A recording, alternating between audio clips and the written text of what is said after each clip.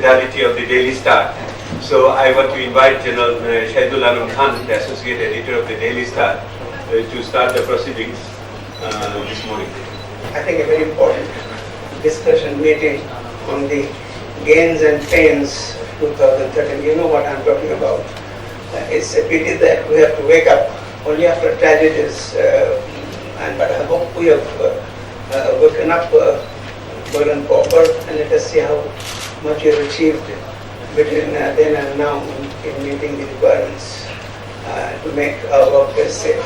In our paper, not only through the supplement that we publish at the end of the discussion, but perhaps throughout the year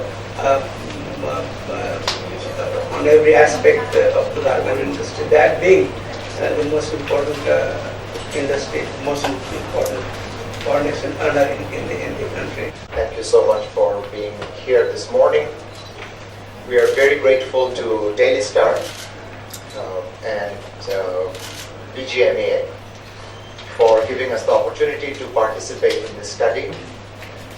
We, along with the researchers, we think this is a very important time, as Professor Devaprio mentioned, Dr. Devaprio mentioned, sorry sir.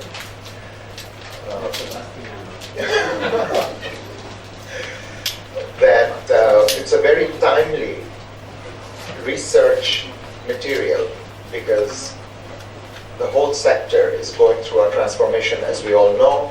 It's a major export earner, and you may recall we have also done recently from Bangladesh University Urban Lab another study regarding that it's a feasible project, and you'll be pleased to know that after that study, Bangladesh Bank came up with funding, and a number of garment factories are in the process of constructing such housing. So we look forward to conducting additional studies in the garment sector so that we can all enrich collectively from deeper knowledge, better branding, and international reach. With that, I end my comments and turn the floor over to. I'm so happy to do it. Before I start, I would like to thank Bangladesh University for their generous support, and I have to mention Wamik, the young girl who really took the heavy load and assisted me. But it looks like it has gone through a revolution. It has embarked on a path of and electrical safety standards. This intervention was led by about 2,500 factories were inspected by them out of 3660 factories. Ensure full compliance, they took a lot of measures under the guidance of Accord and Alliance. What they were asked to do mainly was factories that were in shared building, ensure fire electrical safety by moving generator, the substation, install fire doors, so, and they were under specific time pressure to comply with these changes or requirement or improvement, whatever we say. So what did we find? I'll go over the next few slides. Factories employed about 73,000 workers. We all will benefit from that. Competent co-author Wami with the help in this research. Thank you very much.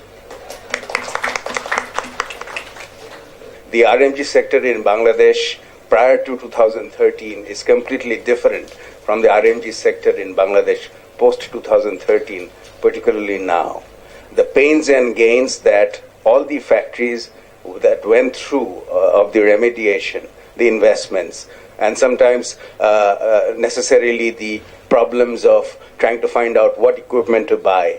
And you have bought the equipment, made the necessary investments, and the next day you find out that that equipment is not accepted.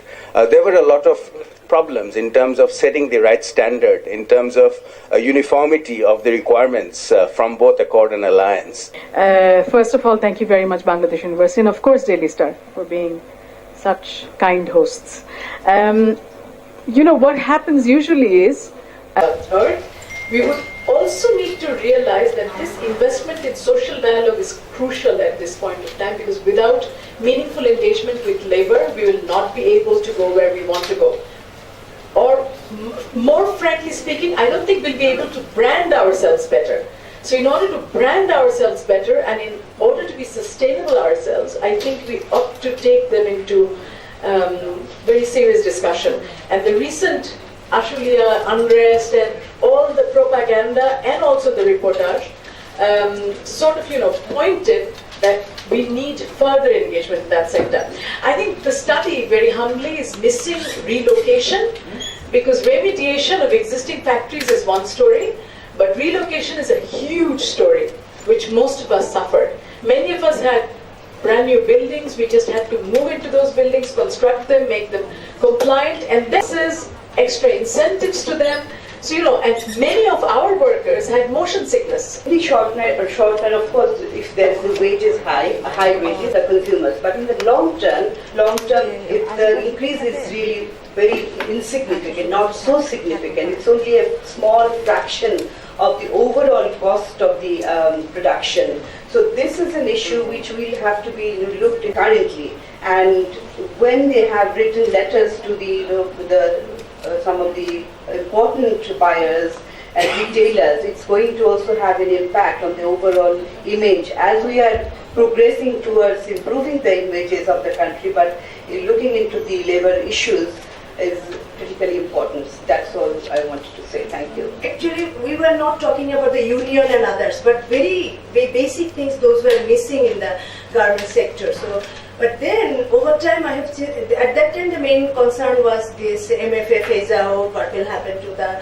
factories and the business and everything, and we passed those phases, and then after the Rana Plaza, actually the whole safety issue and compliance issue became a big thing. But I remember that the change actually started even before that, slowly regarding the concern about compliance, because the 2006 labor law, that actually included big changes for all the overall labor law went through big changes, and then came the minimum wage change and everything, which started even before Rana Plaza. So I think the concern for compliance actually started before Rana Plaza, which got momentum after Rana Plaza.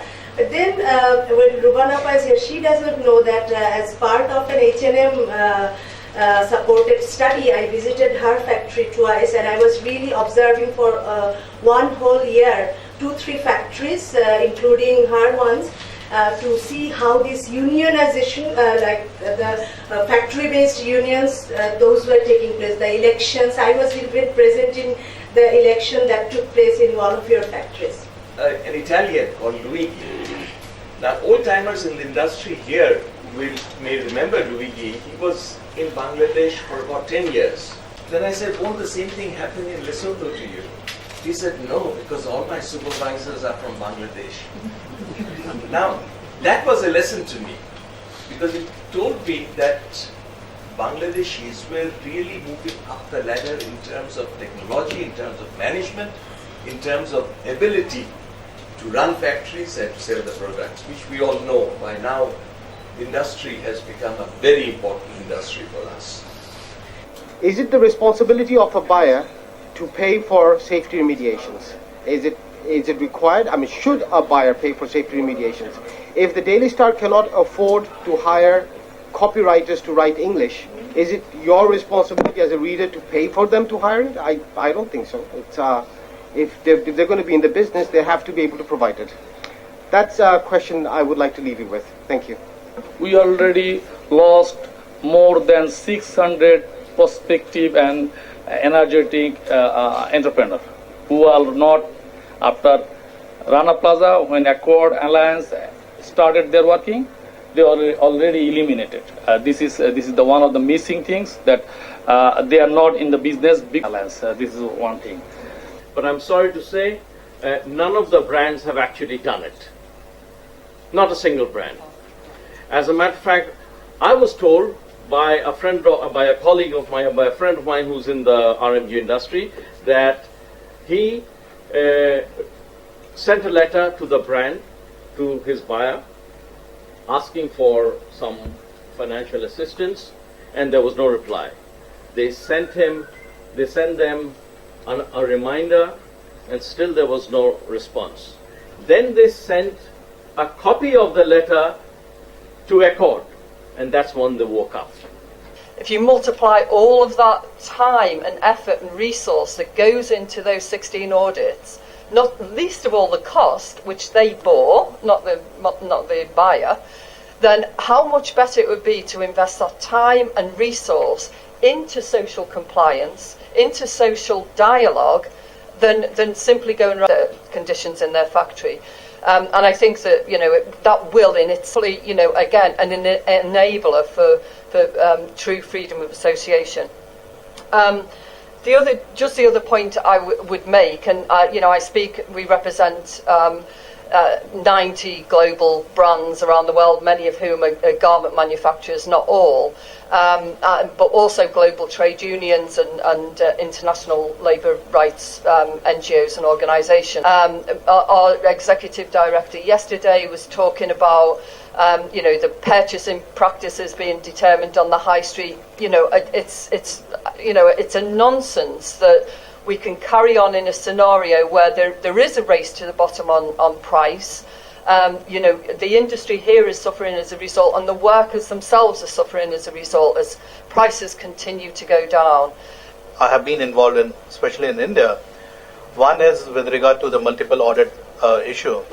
Now, Government of India, for the first time, with the support of Apparel Export Promotion Council, they came out with a comprehensive code of practice, which was called Disha. The idea was to replace the entire audit fatigue which the factories have been reporting. Why this accorded alliance came to our country? Because of the Rana Plaza. People knows this factory is not safe, but people forced to work them. It is not the workers' mistake. It is not the people's mistake, but the mistake of the government, mistake of the manufacturer. But the people are killed. Then this kind of remediation and accord alliance, lots of things are coming. But I thanks to Bangladesh manufacturer, they are trying to do their best about the remediation, and lots of expensive things need to be put in their factory and accord. And I believe that yesterday the summit, apparel summit, was held, and the Honorable Prime Minister also announced that they should be, if they want, they should be rehabilitated in some areas. And I believe that this should be taken into consideration, that about half of the development of this industry should be arrested by planned way. আমাদের এই pains are very real, gains are elusive. আমাদের কষ্টটা খুবই বাস্তব, এটা এই মুহূর্তে আমাদের চোখের সামনে আমরা দেখতে পাচ্ছি। লাভটা যেটা হবে এটা সম্ভাবনার বিষয়, ওটাকে অর্জন করতে হবে, এই কষ্টকে ওই লাভের জায়গায় পৌঁছে নিয়ে যেতে হবে। কিন্তু তারপরেও এটা পৌঁছাতে যাবে, কারণ হলো কিং লিয়ারের কথায়, আপনারা শেক্সপিয়ার জানেন, nothing comes out of nothing. So কিছু একটা আমরা যখন করছি তখন উই উইল গেট সামথিং। আর আপনারা যখন ছিলেন, নিঃসন্দেহ হবে। সবাই ভালো থাকবেন, ধন্যবাদ।